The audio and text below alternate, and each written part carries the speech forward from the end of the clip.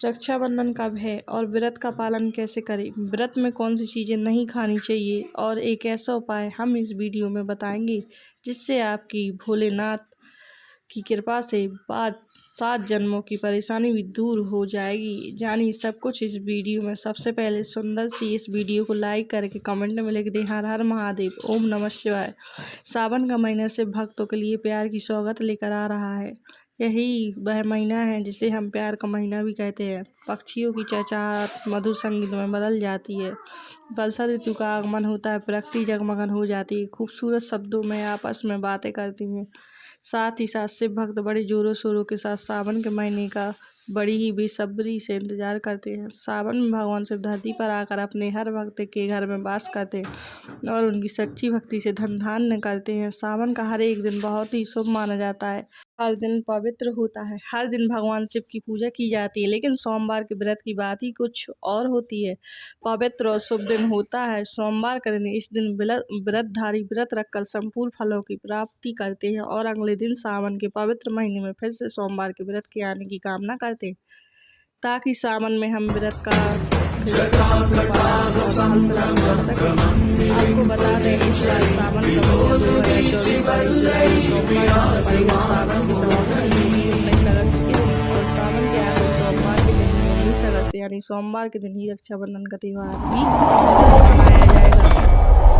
अब जानते हैं सावन किस पवित्र महीने में कितने सोमवार पड़ेंगे और आपको कितने व्रत रखने हैं। आइए जानते हैं। सावन मास का पहला दिन 22 जुलाई दिन सोमवार है। पहले ही दिन सावन में सोमवार पड़ने से 4 चांद लग गए हैं। सावन का दूसरा सोमवार व्रत 29 जुलाई दिन सोमवार है। तीसरा सोमवार व्रत 5 अगस्त। सावन का पवित्र चौथा व्रत 12 अगस्त के दिन पड़ेगा और 19 अगस्त सोमवार के सोमवार है।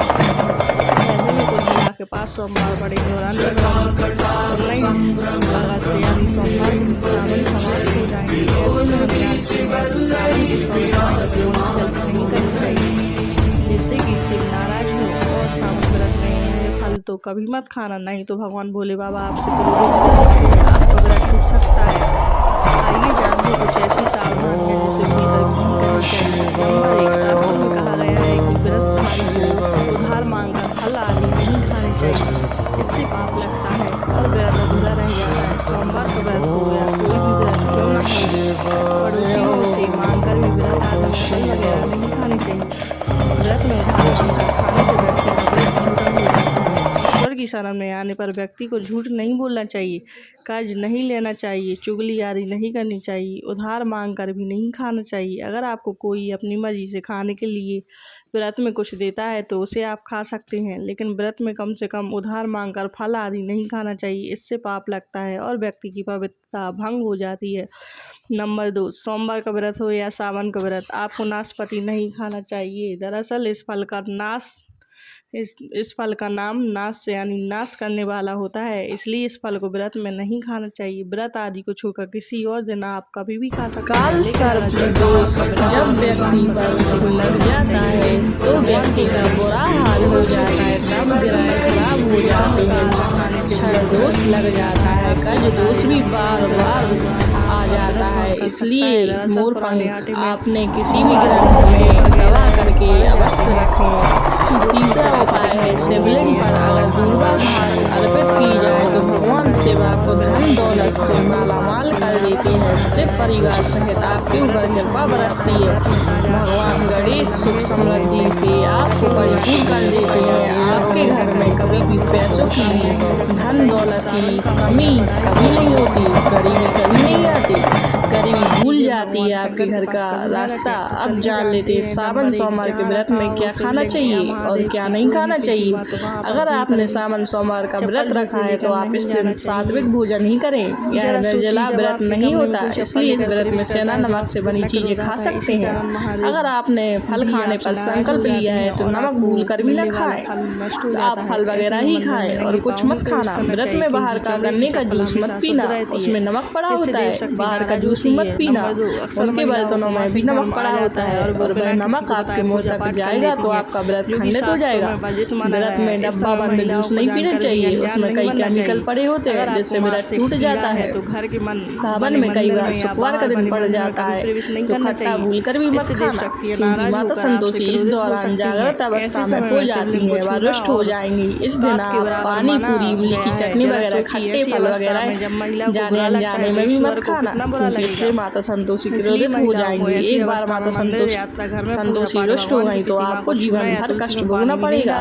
माता रानी भोली है और सावन के महीने में जो भी शुक्रवार के दिन खट्टा खाता है उससे परेशानी और माता के क्रोध का सामना करना पड़ता है। सावन में साधारण नमक फलों पर लगाकर या अमरूद के बीज में भरकर भूलकर भी नहीं खाना चाहिए। आप सादा नमक फलों पर लगाकर खा सकते हैं। सावन के व्रत में चाय आप पी सकते हैं, लेकिन चाय में नमक मत डालना, इससे हड्डियां गल जाती हैं। सावन के व्रत में दूध नहीं पीना चाहिए, इससे भगवान से क्रोधित हो जाते हैं। सावन में हल्दी डालकर दूध पीने से भयंकर श्राप लगता है। सावन में बच्चों को दूध पी लेना चाहिए, पर घर में बड़ों को दूध नहीं पीना चाहिए। यदि सावन का व्रत अगर आपने मीठा रखा है तो आप खीर पराठा या दही पराठा खा सकते हैं।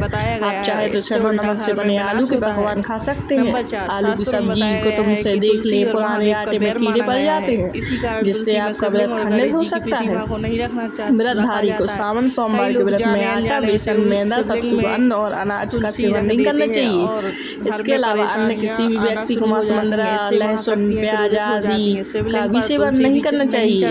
व्रत रखने वाले व्यक्ति को धनिया पाउडर, मिर्ची पाउडर, सादा नमक का सेवन भूलकर भी नहीं करना चाहिए। सावन में चाहे आपका व्रत हो या ना हो, किसी भी व्यक्ति को कड़ी पका नहीं खाना चाहिए और वही पत्तेदार सब्जियां, पालक, मेथी, दाल, भाजी। शारीरिक रूप से गंदे है तो मंदिर के आसपास भी नहीं जाना चाहिए। घर के बने मंदिर में कोई कपड़ा आदि डाल देना चाहिए।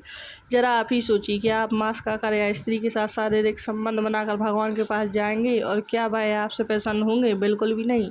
वह आपसे क्रोधित हो सकते हैं और आपसे नाराज हो जाएंगे। शास्त्रों में इसे घोर पाप माना गया है, इससे व्यक्ति नरक में जाता है।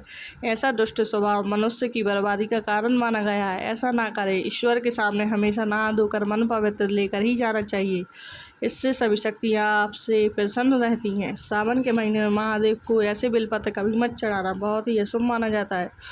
पौराणिक मान्यताओं के अनुसार बेलपत्र चढ़ाने से शिव जी का मस्तक शीतल रहता है।